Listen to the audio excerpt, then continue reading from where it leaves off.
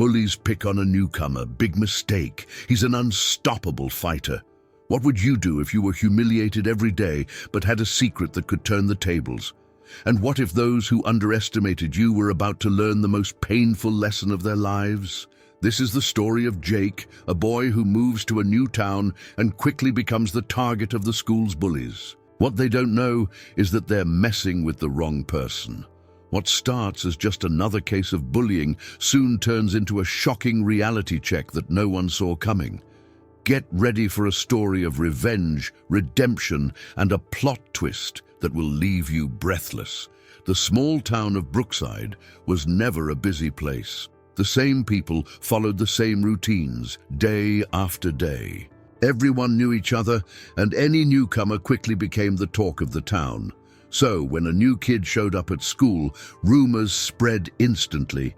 He was tall, but not overly muscular. He wore simple, dark clothes and had a calm, almost indifferent gaze. His name? Jake. Jake didn't try to make friends. He chose a quiet seat at the back of the class, spoke only when necessary, and avoided any kind of conflict. But ironically, that attracted the wrong kind of attention. At Brookside High, there was a group that acted like they owned the place. Led by Troy, an arrogant athlete and the coach's son, the bullies had a habit of testing every new kid. They saw themselves as kings of the school, and no one dared to challenge them. And Jake, to them, he was just another easy target. One day, in the cafeteria, Jake was sitting alone at his table when Troy and his friends approached. "Hey, new guy," Troy said, slamming his hand on the table. "Didn't see you at practice. You planning to join a team, or are you just another loser?" Jake slowly looked up, analyzing Troy and the other guys standing around him. He didn't answer right away. He just went back to eating calmly. The bullies exchanged glances, laughing. "Look at this. He's mute," one of Troy's friends mocked. "Or maybe he's just a coward," another one added. The entire cafeteria watched, waiting to see how the new kid would react. But Jake didn't seem bothered at all. He simply picked up his tray and, without saying a word, got up and left the cafeteria. That irritated the bullies. They wanted a reaction.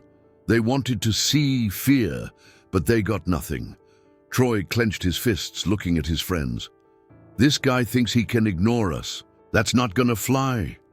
And just like that, Jake's fate was sealed. He would become the new target of Brookside High's bullies. What Troy and his friends didn't know was that they were about to make the biggest mistake of their lives. It didn't take long for Troy and his friends to start testing Jake. They started small, accidentally, bumping into him in the hallways, knocking his books off his desk, making sarcastic comments when he walked by. But Jake never reacted. That only made them more determined. One afternoon, as Jake was leaving the school building, he found his path blocked. Troy and his group stood in front of him, smirking. "Hey, new guy," Troy said, crossing his arms. "You're a hard guy to get a reaction from. But don't worry, we'll change that." Jake stared at him, silent. His expression was unreadable. "Not much of a talker, huh?" One of Troy's friends sneered. "That's okay. We don't need words to have fun."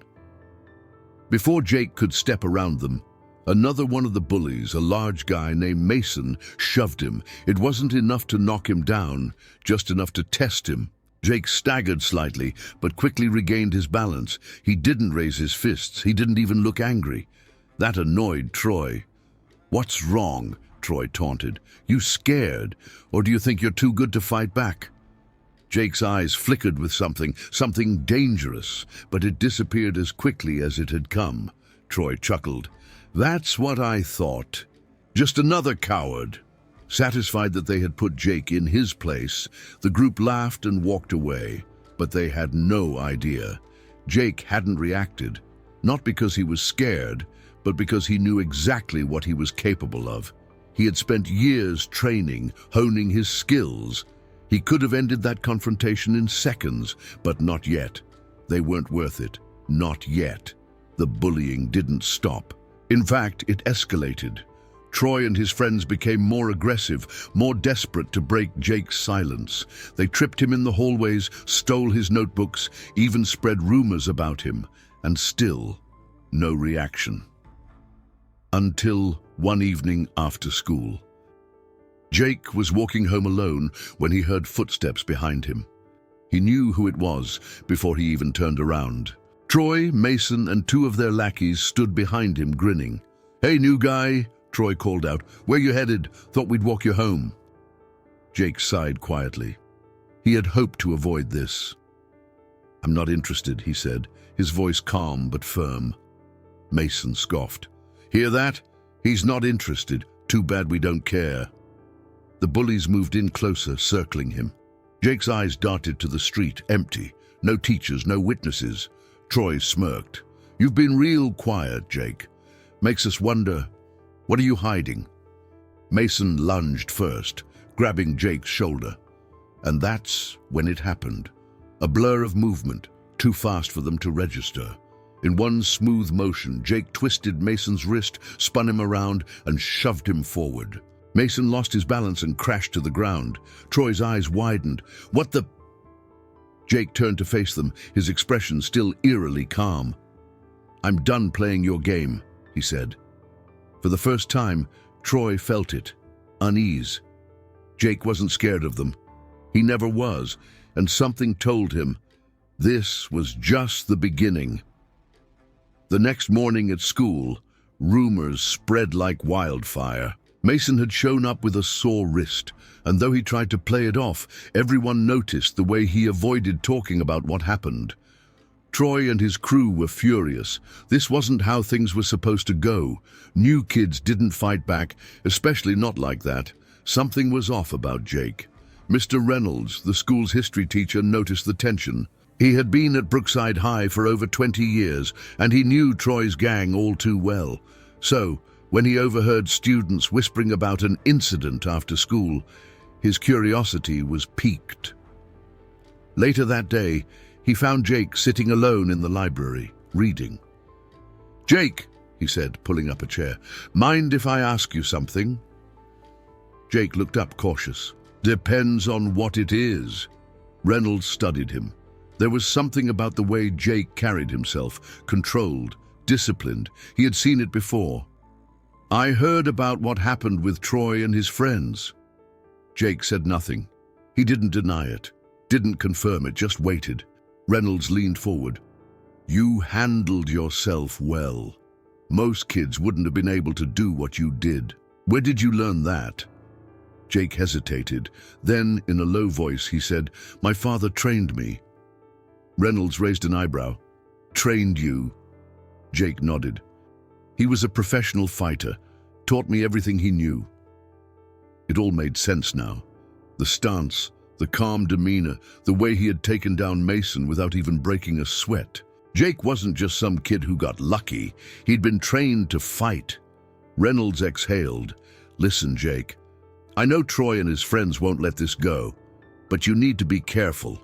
This isn't just about schoolyard bullying anymore." Jake met his gaze, his expression unreadable. "I know," he said, "and I'm ready." What neither of them knew was that Troy had been listening outside the library door, and now he knew Jake's secret, and he had a plan. Troy was furious. Jake had humiliated them, not just in private, but now in the eyes of the whole school. And to make things worse, Jake wasn't just some random new kid. He was trained, a real fighter. But Troy wasn't about to back down. If Jake wanted to play tough, then Troy would show him who really ran this school. That afternoon, Troy and his gang spread the word. Something big was going down behind the gym after school. No teachers, no interruptions, just a lesson that needed to be taught. Jake heard the whispers, but acted as if he didn't care. When the final bell rang, students rushed outside, forming a circle near the back of the school. The air was thick with anticipation. Jake arrived last.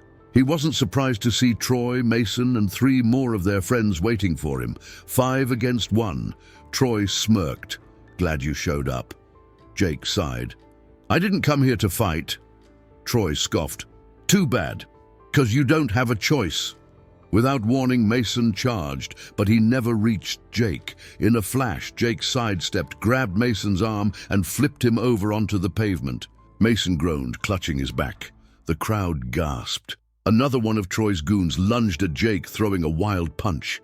Jake ducked, twisted, and landed a sharp elbow to the guy's ribs, sending him staggering backward. 2 down. The crowd erupted in cheers. They weren't here to see Jake get beaten. They were here to see justice. Troy's face twisted in rage. "Get him!"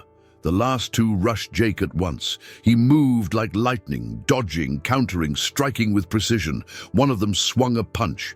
Jake caught his wrist, spun him around, and sent him crashing into the other. 4 down. Now only Troy was left, and suddenly he wasn't smiling anymore. The crowd grew silent. Jake stepped forward, his eyes locked on Troy's. "You still think you run this place?" Troy clenched his fists, but for the first time in his life, he hesitated, and Jake saw it. He smirked. "You're not worth it." Then he turned and walked away, leaving Troy standing there, humiliated, defeated, powerless.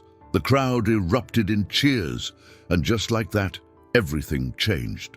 The fight behind the gym became the most talked-about event in Brookside High. By the next morning, everyone knew what had happened, how Jake had taken down Troy's entire crew without breaking a sweat.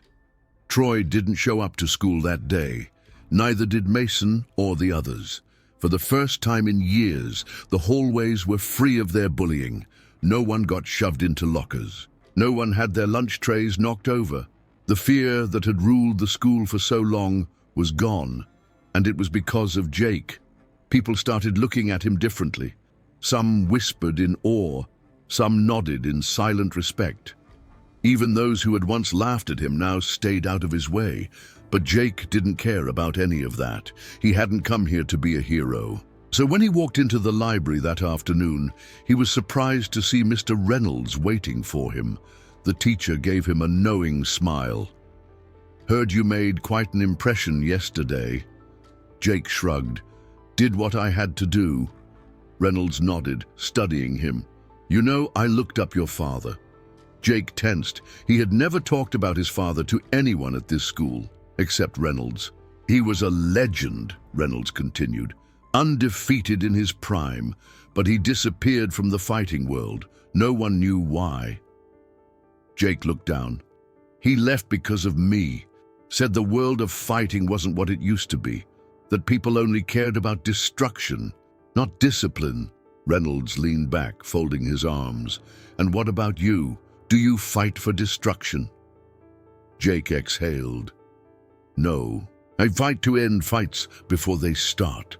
Reynolds nodded approvingly. "Then I think your father would be proud." Jake wasn't sure how to respond to that. He had spent years wondering if he was living up to his father's expectations. Hearing those words, especially from someone like Reynolds, meant more than he cared to admit. But the peace at Brookside High wouldn't last forever. Because Troy wasn't the type to accept defeat, and he was planning a comeback. Days passed, and Troy was nowhere to be seen. The school felt different, lighter. Students who once lived in fear of his gang walked the halls freely. Laughter replaced tension. Jake, however, knew better than to believe it was over. And he was right. One afternoon as he left school, he heard footsteps behind him. Not just one set, multiple. He sighed. "Took you long enough." Turning around, he saw Troy and Mason standing there. But this time, they weren't smirking. They weren't even trying to intimidate him. Troy clenched his jaw, looking at the ground. I was out of line." Jake raised an eyebrow. Mason exhaled. "Yeah, we were all idiots." The words hung in the air. It was clear this wasn't easy for them. Troy took a deep breath. "Look, I'm not saying we're gonna be friends or anything, but you proved your point." He swallowed hard. "You were right. I don't run this school." Jake studied him for a moment. then gave a small nod. "Took you long enough to figure that out?" Troy scoffed, shaking his head with a smirk. "Yeah, well, guess even I can learn a lesson." Without another word, he turned and walked away, Mason following behind him. Jake watched them go, then sighed, running a hand through his hair. "Finally," he muttered. Brookside High had changed. The bullies had been humbled, and Jake, he could finally focus on what he came here for, living his life in peace. Or at least until the next challenge came his way. Jake's story wasn't just about fighting. It was about standing up for yourself, even when walking away seems easier. Bullies rely on fear, but the moment you stop being afraid, they lose all their power. What do you think? Have you ever faced a moment where you had to stand your ground? Share your thoughts in the comments. And don't forget to like, subscribe, and turn on notifications for more stories like this.